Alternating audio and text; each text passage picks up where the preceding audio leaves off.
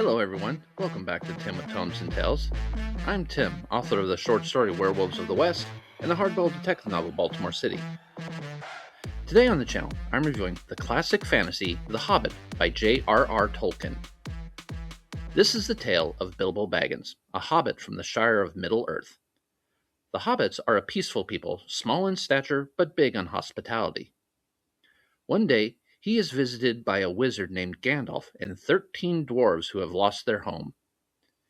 Gandalf and Thorin Oakenshield, leader of the Dwarfish Company, need a burglar and believe Bilbo can fill that role.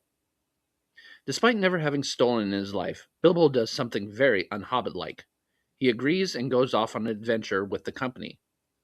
Along the way, they encounter all sorts of friends and foes, discover magical items, and risk their lives to free the lonely mountain from the dragon Smaug. I'm sure many of you are probably already aware of how important The Hobbit is to the history of fantasy literature.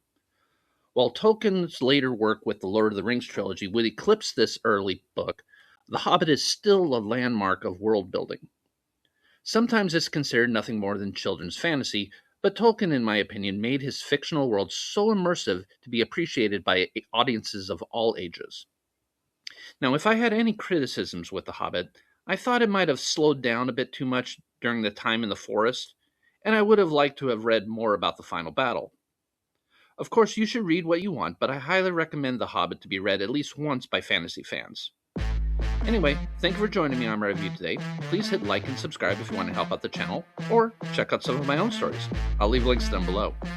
Stay safe, everyone, and happy reading.